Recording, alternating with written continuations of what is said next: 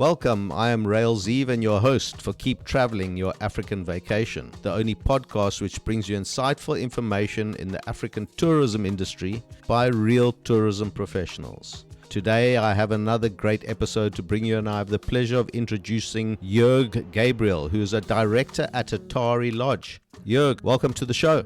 Thanks for having me. It's a pleasure, and let's see how I can give listeners a bit of an understanding of what we are and what we do and where we are. Well, let's start with that exactly. Whereabouts is Hatari Lodge situated on the African continent, and how best is it going to be for people that are looking to come to you? How best is it going to be for them to get to you?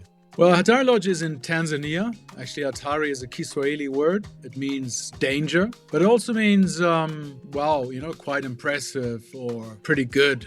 The elder generation may still remember the big movie, Hatari, which was shot in 1960 and 61, Tanganyika back then, by Howard Hawks, Paramount Pictures, with John Wayne and Hardy Kruger and Elsa Martinelli, a big European cast. And this film was shot right here where we are with Hatari Lodge today. So Hatari Lodge is kind of paying tribute, homage to the legacy of that film, which kind of brought safari tourism onto the map, especially for East Africa. So it kind of kicked off safaris to East Africa in the early 60s, actually even before Kenya and Uganda. The legendary Kilimanjaro, the Hatari Lodge, based on the foot of Mount Meru, the fourth highest mountain in Africa, which is just opposite of, just 50 kilometers away from Kilimanjaro, our other huge mountain and the tallest freestanding mountain in the whole world, and an icon to this continent. And we are right in between those two big mountains in Arusha National Park, named after the city Arusha, which is the big safari capital of northern Tanzania.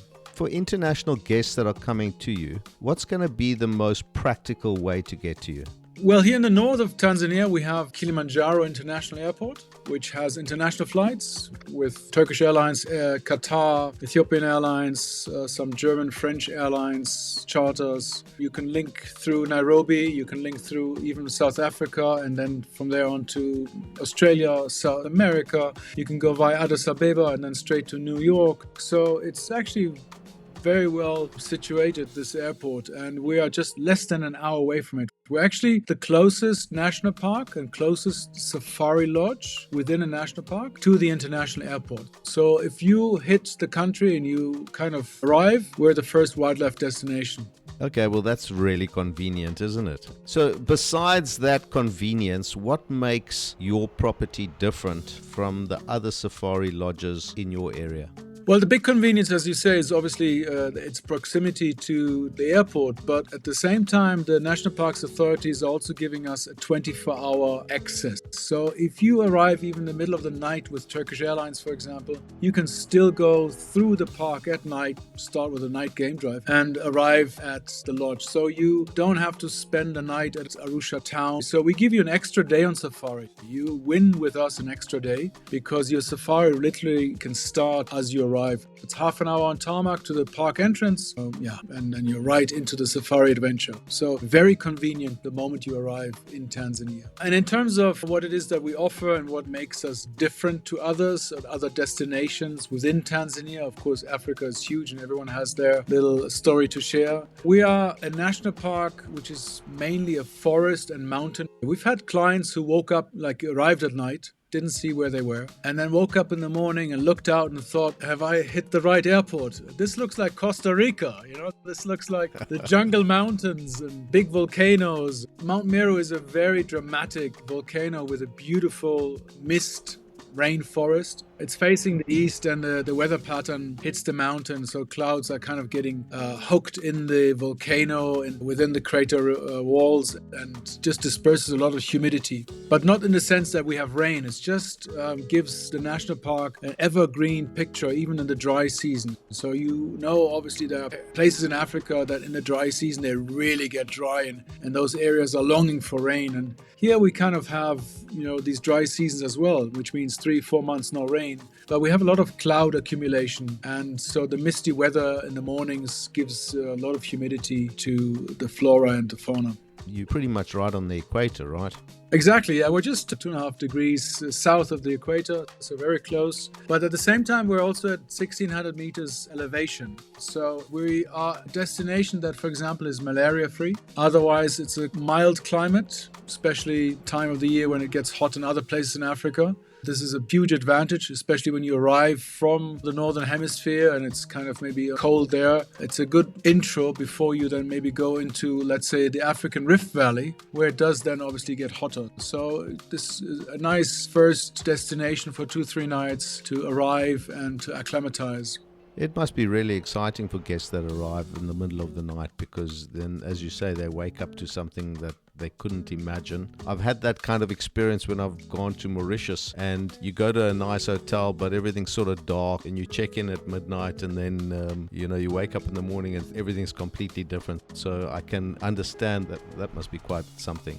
Yeah, well, I mean, the national park is not really known for its game. We have game, and it's not about being a, sort of a big five destination, which, by the way, we in East Africa, especially in Tanzania, don't really like to call our parks the big five parks or big five destinations. We have a good amount of game. We have a lot of buffaloes, a lot of giraffe. At some point, the nickname of the national park was Giraffic Park, because we have a lot of giraffe, especially around Hatari Lodge. We're actually blessed with very habituated giraffe. They're not being fed by no means, but they just love hanging around the lodge premises, because where we are, it's kind of the last patch of yellow fever acacia in the park. So they love to hang around the lodge, and they can be just in front of your room. They can be on a walkway towards the restaurant, and then you kind of pause and wait until they pass. We've got big groups of elephants in the park. They don't come very close to the lodge. We have a good number of leopards, but they're being very elusive. In a very foresty national park, they're hard to see. We've had cheetah come in and out from the plains in the north, but the park has had no lions and no rhino, for example, since the 80s. Then there's lots of other beautiful monkeys, blue monkeys, colobus monkeys. And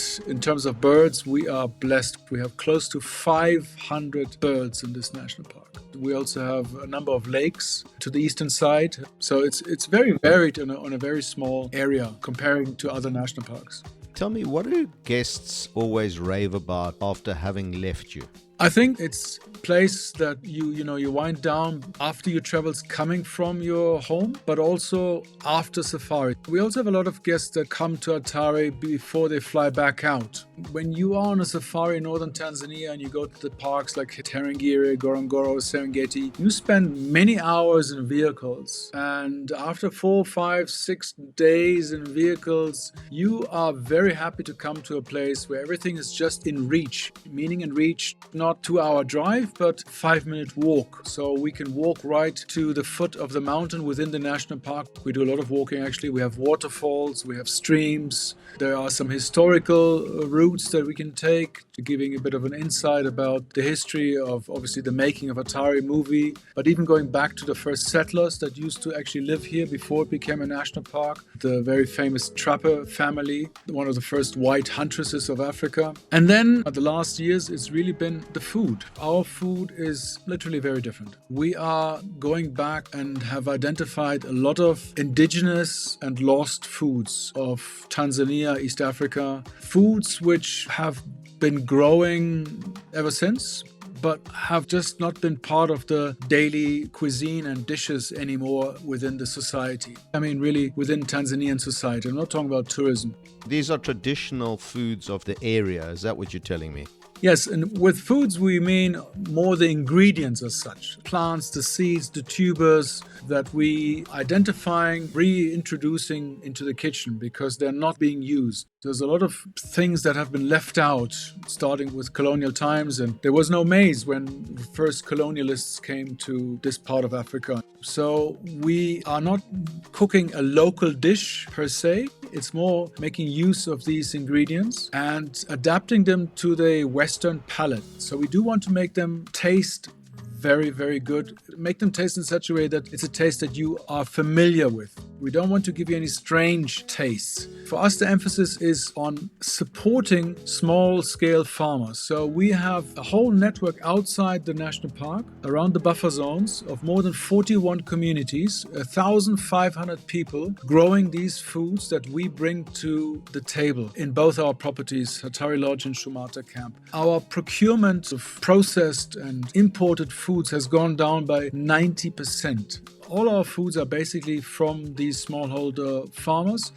We are pressing our own oils. We are making our own flours. We have 16 different types of flours. All our breads are organic and protein rich because we use a lot of protein rich flours. We don't actually have any flour, white wheat flour in our kitchen or in our stores. We make our own flour and we basically create food ingredients to make menus out of that. You're speaking about a lot of ingredients that the farmers are growing for you. What are you doing as far as meat is concerned or fish? You haven't mentioned anything about venison. Are you talking only vegetarian or are you bringing the venison to the table as well? We're also bringing venison to the table. We've had a good supply of chicken. Unfortunately, we had to drop that supply because that has not gone the way that we wished it to go. We sometimes get local trout. We are able to get sometimes good beef from a Swiss Tanzanian farm where it's all grass-fed from the Rift Valley. The main meats at the moment are hare, which we are getting also from a small-scale farmer. And we're very strong on our goat and our lamb. The lamb in Tanzania, or especially the one that we get, is incredible. You would not even taste that it's lamb. It has no, typical lamb taste. It almost tastes as if you were eating beef. Somebody nods you on the shoulder and says, no, this is not beef, this is lamb. I actually traveled to Riyadh in Saudi Arabia and I was taken out by a local businessman and we were eating and I thought this must be fillet of some kind, it was unbelievable. And at the end of the meal, he told me I'd eaten goat. Well, it's definitely not something, on the top of my list to eat. But I suppose if it's well prepared, you can make some fantastic dishes. So well done to you on that. And I hope that we can highlight that cuisine that you're pushing out there. Well, it's a culinary conservation scheme because what we are doing is we're really helping the buffer zones to flourish with the multi-cropping gardens and making sure that these women, mainly women, have a market for these local foods which otherwise are not being bought. We have big companies like 𝐸𝐤𝐿 and other big names who have started buying our products. We are now producing more than 200 products. We're labeling them, we're canning them, and we are selling them now to other lodges. So it's not just us that we are supplying this with. It's the whole Wonder Garden. It's called the Wonder Garden philosophy. It's all about putting conservation first and true conservation. We're substituting the Moroccan olive, because obviously it has to come from Morocco, with a olive that we found on the coast, and people will not even understand that it's not a real olive. It's called a gunda berry. It comes originally from India, came across the Indian Ocean with the dhows. So we're making use of a lot of ingredients, and we're taking the extra mile, also having it tested in labs, in food labs, to make sure that we are actually serving healthy foods, also in terms of their nutritional values, the omega-3s, the omega-6. So when you come to us and eat these foods, you are also getting a real health treatment. I don't even think I need to come to you. You've already made me hungry, Joerg, and it's my dinner time. What is the most rewarding experience you've had with a guest? We've had people who obviously come back and who have become friends. I think that's always very rewarding. After doing this for 22 years, and before I was doing walking safaris in the Serengeti, trips with Bushmen, and I was a travel writer. So I've been around Africa quite a bit, and I grew up in Africa. I think people that then stay in touch and value what you do and follow you on your path, like even now lately with our Wonder Garden project, bringing the entire lodge into a proper sort of eco footprint. There's a lot of places out there that have solar panels, but then when you go to the back kitchen door, there's a lot of cans and tins and Tetra Packs flying around, whereas we don't have any of that anymore because we are getting our food straight from the producer. At the back of the kitchen, all you see is actually a huge 7,000 liter biogas chamber where all our organic waste goes in and comes back as gas into the kitchen. It just satisfies satisfies me to run a lodge in this way, because in the end, you are also being a service provider to international travelers. And I want to kind of do this in a style where I have the feeling that their buck is invested in a very good way.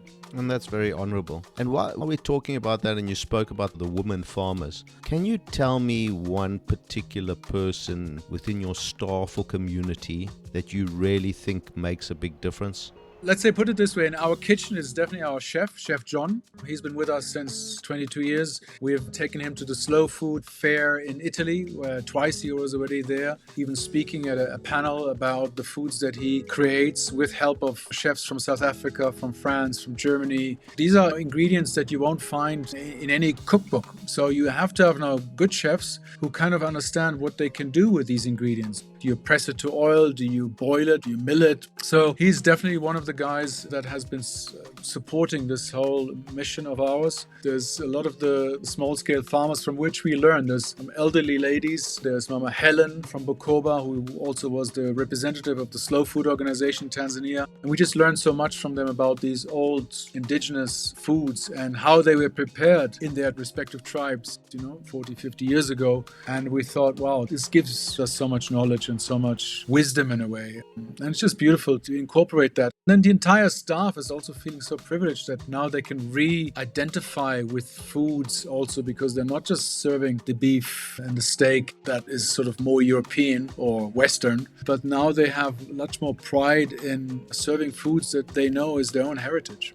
If a guest could take away one particular feeling after having stayed with you, what would you want that to be? I think a feeling of being able to open up your senses for things that are not normally presented to you or that are not normally woken up to you when you're on a safari. We do have great conversations about everything that happens in the world, and we try to always link it to our own destination here, to Tanzania and to the inner circle of Arusha National Park. Make them understand that when you are in a park where you don't have that much wildlife, you do have it, but it's obviously not the Serengeti, it's not the Kruger, but it has so much beauty that you open up and actually to see that beauty, and you take away that pressure of having to see all the big game. Quite often when we have people coming to Hatari after their safari to the Serengeti and so forth, they're much more relaxed and much more open to include everything that they smell and see and taste at Hatari. It's a fusion of the history, with the movie obviously being one of the oldest safari destinations in East Africa, and the whole setting with Kilimanjaro and Mount Meru, and when the fireplaces are on, and we talk about great things that have happened on my safaris or on safaris in general. So it's a very personal stay at Hatari, and that's for us has always been important. As part of your want to impress and bring people to try out culinary delights of Hatari Lodge, I know that you've been very kind in offering a prize giveaway to a podcast listener. Yes. Can you tell us what you're going to be giving away as far as that prize is concerned? Well, it'll be a free stay at Hatari for 2 nights, so that we can take you by the hand, hopefully, and show you exactly what this whole Wonder Garden philosophy is about in a very inspirational and educational way, but more of an entertainment way, and tasting things that you haven't tasted in your life, and understanding the value of these forgotten crops and how important they can be to these local societies, and how you eating them contributes to saving these traditional home gardens, which are so important for the biodiversity of these buffer zones. Joerg, I've appreciated your time and energy and learning about Hatari Lodge, and I look forward to visiting myself sometime soon. Great, you're most welcome. Let me know when you come. That was Joerg Gabriel from Hatari Lodge in Tanzania. Do not forget that fantastic prize giveaway. All the entry details can be found in the show notes of this episode, or head over to www.wildsunsets.travel/podcast.